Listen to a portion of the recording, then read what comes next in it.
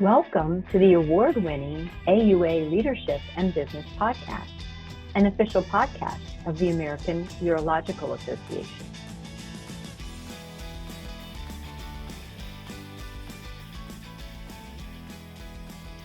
Welcome to the AUA Leadership and Business Podcast, where urologic professionals experience the practical application of business acumen essential for success in today's dynamic professional landscape. I am Dr. Micheal Darson, and in today's episode, we will discuss financial planning to avoid burnout. Joining me today for this discussion is Dr. Stephen Williams. Dr. Williams is Associate CMO UTMB Clear Lake, Medical Director for High Value Care UTMB Health System, and tenured professor in Chief Urology. Welcome to the show. Well, thank you very much, Mike. And I want to thank the AUA as well for this kind of opportunity to discuss a topic dear to my heart. Well, let's go ahead and get started. So let's start kind of broadly here. Why is financial planning such a powerful lever in preventing burnout for physicians? Well, I think one of the key components, right, is financial stress. Whether you're a physician or not, I think just generally we can all agree upon, is one of the hidden drivers of burnout, and despite high income, which sometimes can get us out of certain situations, you can, at least for me over time, outcompete my incompetencies. Many physicians really feel financially trapped, and overextended. And I think, there's an understanding of personal financial health that really can provide clarity, control, and optionality, which in my mind can also help reduce anxiety. And also in turn, perhaps as I consider, medicine or any, employment opportunity within healthcare as a calling, and truly enjoy one's work without having that additional financial strain or stress that we can experience. And I think, financial planning, helps physicians, really shift from reactive decision-making to really purposeful value-based life and career planning. And I think when physicians gain financial stability, they're even more empowered to create balance, really adjusting one's schedule, taking even leadership roles, pursuing academic interests, and then really redefining their ideal practice. But, as one of the things that I've learned, and I've made plenty of financial mistakes, by the way, I don't walk on water and suddenly have, all of this knowledge over time. Experience has definitely allowed me to learn from mistakes, but then also to, really own, the career and the life that we all wish and desire, and not just ourselves, but the loved ones that we bring along the way. Yeah, it's amazing how important this topic is, because depending on where you are in your career, you see things through a different lens, and you're early in your career, you're kind of chasing the rabbit, just working really hard and all that kind of stuff, and then you get into a certain part of your career where you're starting to notice, hey, I have some financial stability here. I can do other things. And it's empowering is like the perfect word for it, because it really takes a lot of stress out of your life. And you don't know it until you're kind of there, but it's incredibly important. So what are the foundational steps physicians should take early in their career to set themselves up for a long-term, for their long-term well-being? Sure. Well, I think the first is being humble. And that sometimes, can be a challenge. I'm a surgeon, by the way, obviously a urologist, by training, where we're supposed to have all the right answers, particularly in the operating room. And I think actually, as I've transitioned to leadership roles, it's not about, what but how you can grow others and ultimately yourself. But I think this all starts being humble and willing to receive that additional knowledge. And I think you have to start really with a baseline literacy, financial literacy. And that includes simple budgeting, net worth tracking, not what appears in your driveway or the biggest house that you have per se on the block, but really also too understanding taxes, And I know this time of year, we're in January right now. So, it's forthcoming where we're starting to, get our W-2s, 1099s and whatnot. But then also too, truly understanding, retirement accounts and what that means. And we'll get a little bit into hopefully making this understandable and creating a simple path to wealth. But I think it really has to start with baseline literacy. And then I like really automate, financial habits. As a lot of financial folks, that have taught me over the years, 90%, of financial planning or management is habitual. It's habits. It's our behaviors. And then 10% is actually the knowledge we know. But it's quite, surprising, what our behaviors are. So I like to automate, a lot of the processes, including retirement contributions, emergency funds, and then debt management to really reduce the cognitive load. And I think that's so critical, especially for doctors and physicians where our lives are so busy. And as I mentioned before, what we drive in the driveway or park in the lots, we have to be very mindful of lifestyle creep early and align our spending with purpose and not necessarily income. And really trying to also too be mindful of debts and trying to minimize debts and eliminate that as much as possible earlier on. So you don't have to dig yourself out of a hole that some of us are already in upon completion of medical school residency and we start our practice. We've done such a great job, as physicians for delayed gratification, but far too often we see, the new physicians, graduating and I guess this delayed gratification, buying the most expensive car to show that they're worth, which is not always the wisest decision we can make earlier on among many of others. And I think also too, like I said, being humble enough to really seek mentorship or trusted advisors earlier on, because physicians, rarely receive formal financial education during training. I'll be honest, there is no formal training that I received, during my training in medical school, residency, and then even after of which, aside from, the occasional, email from whatever particular brokerage, account or firm, that offers a complimentary, advisory, if you will. So I think we really have to take the ownership of this. For a lot of us, we've worked so hard to get where we are. And for whatever reason, the M word, money, was considered, I think, we needed to avoid, in medicine. But I think it's also too an opportunity for us to really embrace and understand, how to truly build wealth. And that's what I hope to hopefully get to in today's discussion. So, I've seen the MBA curriculum. I've talked to, plenty of MBAs on some of the podcasts, and I'm super impressed by how detailed of an education of a degree that is, and what a kind of a well-rounded way to understand wealth and money and all that stuff. But if you're not going to get an MBA, and as we just talked about, you don't really receive any formal financial education. How do you get that baseline literacy in finances? Certainly. Well, as we all know now, and we live in an era, artificial intelligence, in addition, obviously, with the internet. But really, there's a number of forums that are actually dedicated to physicians, by physicians, where one can better understand.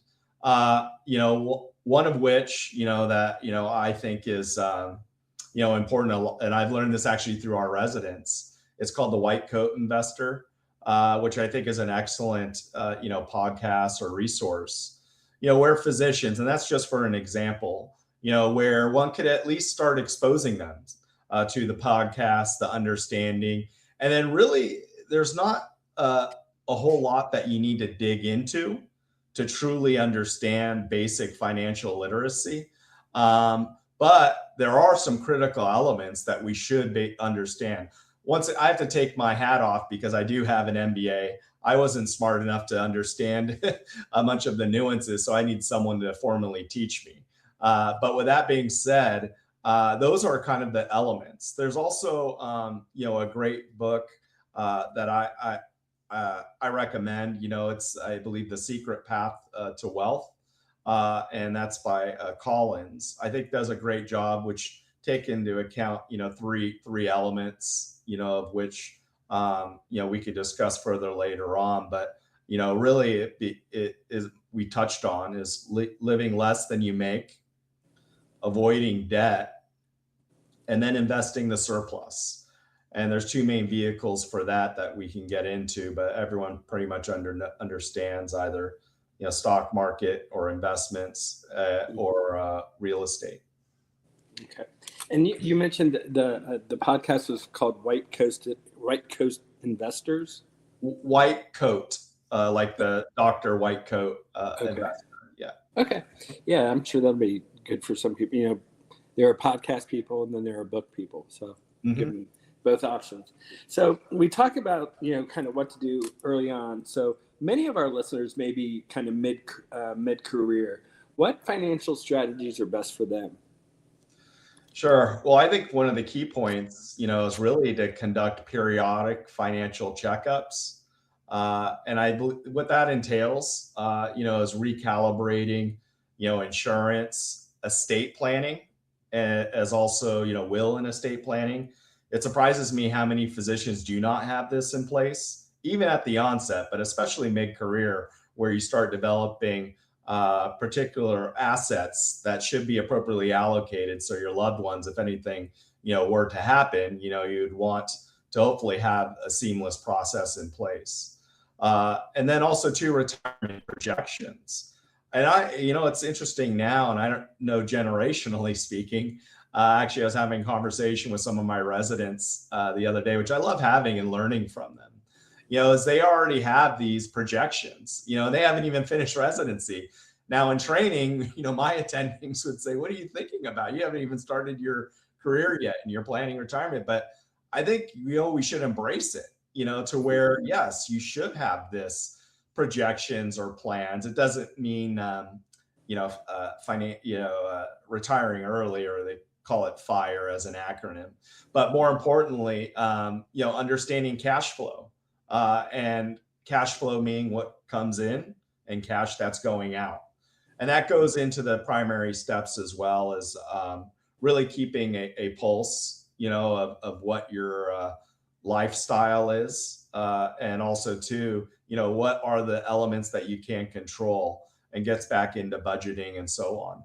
And I think building financial buffers, such as brokerage accounts beyond your retirement, or passive income streams that really allow career flexibility. And like I mentioned before, those two are mainly investing within the stock market or real estate, options. And I think those are two excellent, mechanisms that one can leverage. And then using financial clarity to really reduce unnecessary clinical load, shifting to value-oriented work, or pursue even leadership opportunities. I like to think that all physicians lead. We're CEOs of our own practices, and we should approach this also too with our lives. I like to say my wife's, the CEO, I'm the CFO, but it depends how everyone's household is. And sometimes she's both. I'm just the one that mops the floors, so, as I should. But I think we also need to align financial planning with personal goals, family, travel, sabbaticals, or academic time to really reinforce meaning and avoid burnout. Something that's also critical is we need to engage and bring in our family. Your significant others are a part of your journey, and your kids, and really making them as a part of this process. All my children actually have investment accounts. I started them with S&P 500 accounts earlier on, so that when grandma or someone else gives them a certain amount of money, they get, a certain percentage of what they would like to spend, and then the other is investing. My son has actually taken more onto that. So he's, his account's a little bit larger than the girls, but not gender specific, but more importantly is just teaching some of those earlier tools to your family. And I think that's so important for legacy building as well. So when you opened your kids' investment accounts, how did you get them involved in it? Sure. Well, I think the first is, everyone has, the internet, but really teaching them the fundamentals of what we're planning to do. And ultimately having them as a part of it. It's a learning opportunity. So they understood, we watched, you can't do anything more. My children are 13, 14, and 16.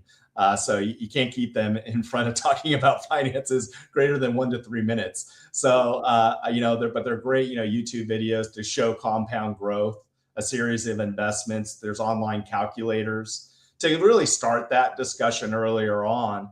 But it's a point, for us and myself as a parent to really have that responsibility to educate, but then also too, over time, they become excited. And it's almost an expectation. We just had the holidays, for instance. And then, my children immediately know, okay, what's percentage should we put into the investment account? Actually, they know, where the stock market is per se. But they also know how critical it is. It's a dollar cost averaging is a term, but, series of investments over time will lead to that compound growth. So it's that fundamental skill, teaching them earlier on, but not enforcing it, but really being hopefully an educational steward. And I'm still learning, to have patience and rely that they make the best decisions possible. But at least for now, earlier on, while they live under my roof, I have some direct control over that. Well, I tell you what did it for me was I opened a TD Ameritrade account as a resident, just so I could, learn about stocks and use the resources there, and found it very interesting. So, what about? I had a question about financial buffers. So is that kind of what you're talking about, is just getting them started? And then the other question was, when would you recommend getting a financial advisor? Certainly. Well, I think it's never too soon to get a financial advisor. A number of the brokerage firms that, most institutions work with, Fidelity, for instance, or Vanguard, actually offer free services. Which is actually wonderful, because there's really no vested opportunity that or I could say compensation, if you will, to have a financial advisor. I would caution that, as much as possible, and really try to be, when you're selecting an advisor, one that's going to teach you, with a heart of a teacher, and one that's not strictly saying, okay, you invest in this, I know what I'm doing, kind of putting their eyeglasses down, looking stern. You kind of want to try to avoid those individuals, but really also too, things that make sense to you. Never invest in anything you do not understand and that you do not feel comfortable. You have time on your side per se, and also too a market income that you don't need to necessarily make, in my opinion, those high risk types of decisions that sometimes not just physicians but just people in general make. For physicians who want to invest wisely without adding more stress, what principles do you recommend? Sure. Well, there's several. And I think really when it comes to finances, you mentioned earlier, right? It can get so complex, mazes with the MBA and all these other things. What I found is much like medicine, if you can explain it, but then also too, you could stick to a simple evidence-based investing. And what that means right now, we're in a beautiful time, where you have index funds, they have low expense ratios, which are critical, because the expense ratio is the expense of either having an actively managed, account versus those such as index funds, which have low expense ratios and are not actively managed, but mirror the stock market.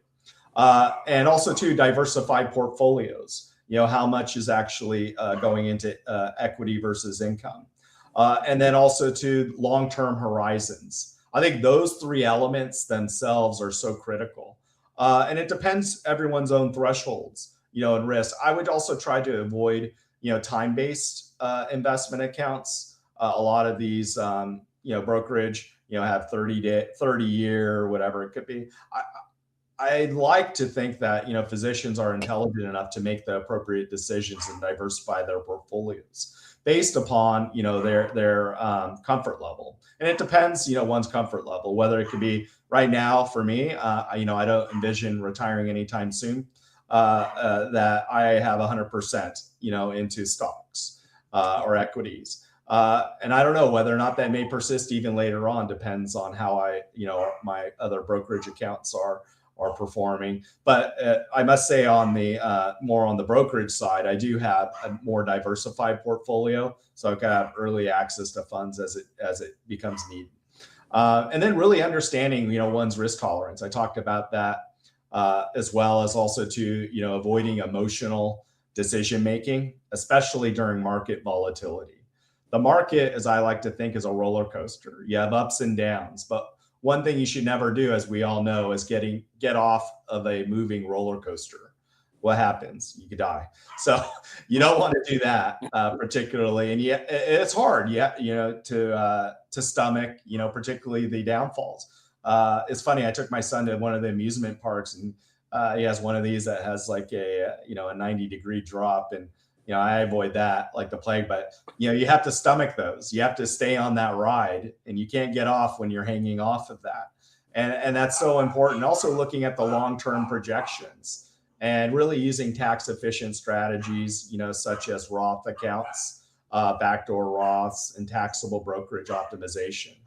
And the other component is also protecting downside risks, disability insurance, malpractice coverage, umbrella insurance, and then really contingency planning.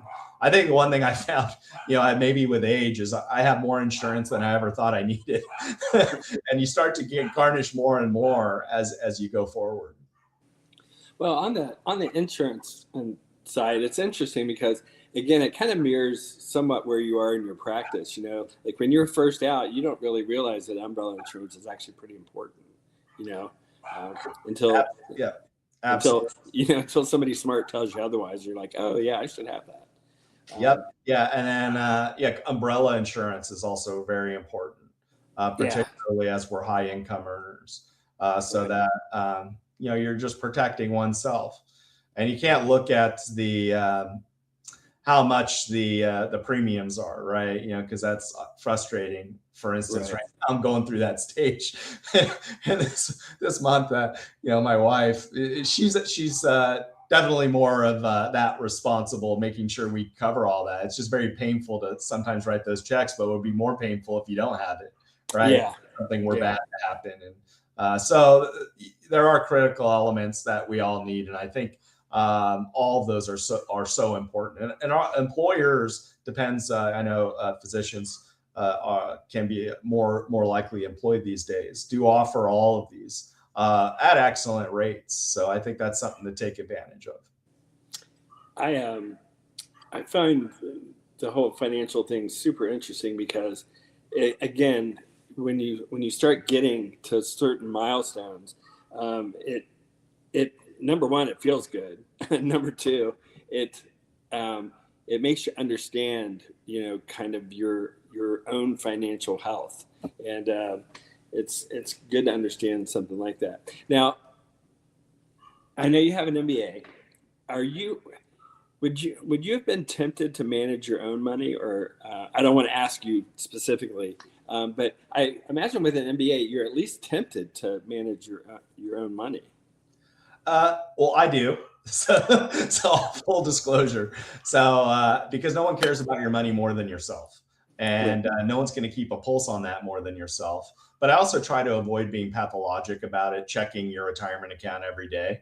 Now, with that being said, do people do that? Yes. Do I try to avoid it? Yes. But at the same time, it's also, it empowers oneself. Now, with that also too, I'm humble enough that I don't know everything. And I do also too have a financial advisor, and I also take advantage, of the brokerage account that I partner with, particularly for my retirement account.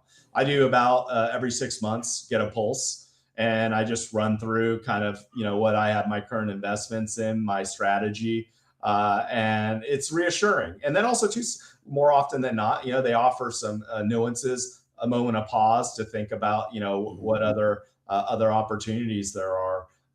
But really, I keep things truly simple as they can come. Because I think if finances are more complex, you're probably not doing it right, in my opinion. And particularly given, the risks that we don't need to necessarily take as physicians, and it's a long-term strategy, long-term goals, and you're going for the long game in general. So you don't need to make any, crazy moves and radically change things. But also too, it goes back to the literacy of knowing when to invest. And when is that? All the time. When the market's up, when it's down, everyone can have their own nuances. No, you want to, buy, and sell at certain time points. But over time, the market itself, if you look at the S&P 500, for instance, you can go back to the 1920s or what, it's always going to go up. So there's no better time to invest than now, and it's habitual. And then I think when you create that kind of continuous basis and that behavior, along with a lifestyle, along with bringing your family, your loved ones as a part of the process, it actually becomes less of a point of contingency. Don't spend this, don't do this, to actually, where do we want to be? What's our vision in high definition? And I think that's truly exciting. And that's the, really the purpose of our lives, purpose of being a physician, not necessarily for ourselves, but for our loved ones, those around us, wanting to make sure that they're taken care of as much as we take care of our patients. That's a great point. So let's talk about getting to the point of financial independence. What have you seen, or how does that change people's lives? Sure. So I think financial independence, for one, it gives physicians autonomy, which in these days, given the lack of autonomy, as we become more employed, as and I'm in a leadership role as well, and I'm a huge proponent for developing physician leaders. But this gives us an ability to choose, where, when, and how, we want to practice. And I think that in itself, it's like when you actually own the house is paid off. The grass feels a lot different underneath your feet when you're walking on that. And then you're actually, in my opinion, right, you eliminate the fight, fright, and flight responses, and you're able to go to that level 2 thinking, to where you're really going to make some hopefully clear, mindful decisions. And I think, and that being said, autonomy increases meaning, purpose, and emotional resilience, which is the core antidotes to burnout. And physicians can design, their careers that evolve. And for me, that's included even exploring opportunities such as leadership roles, academic pursuits, consulting, teaching, global health work, but also too, even exploring other opportunities, working, with startup companies, or having one yourself, and partnering with industry, I think has been wonderful. Also too, the goal is not early retirement. I like to call retirement transformation. It's funny, one of my good friends, just retired, and everyone's happy retirement. I said, well, happy transformation. Enjoy this next step in your life, because as it should be, right? Hopefully you're going to find something, whatever that could be, right, that has purpose, that you're making a difference, and you're doing something meaningful. And it's the freedom to practice medicine on your terms, with joy and sustainability. And in my mind, that's when you really, truly, make a difference, not only in your life, but really, and most important, is those around you. And I think that's what I've learned over the years, and it's a continuous learning process, and behavior is very strong, especially bad behaviors. So you always have to be cognizant of that, check yourself.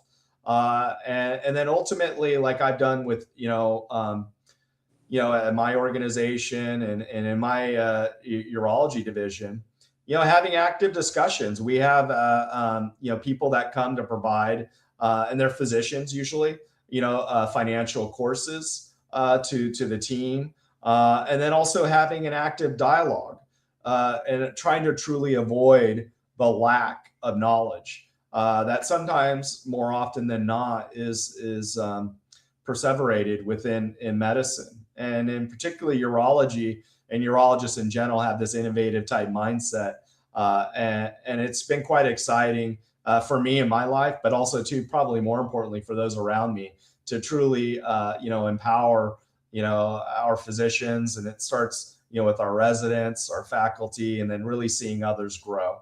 And I think that's really the purpose of the work that we do and why we're here on this earth. Yeah, well, this has been just a very interesting talk, and certainly pertinent to the time with all the burnout that's out there. So thank you, Dr. Williams, for sharing your time and expertise with us today. You're very welcome, and it was an absolute pleasure. I want to thank you and the American Urologic Association, for this kind invitation, and look forward to hopefully, having further discussions. And thank you to our audience for joining us on the AUA Leadership and Business Podcast. Until next time, continue to learn, lead, and excel.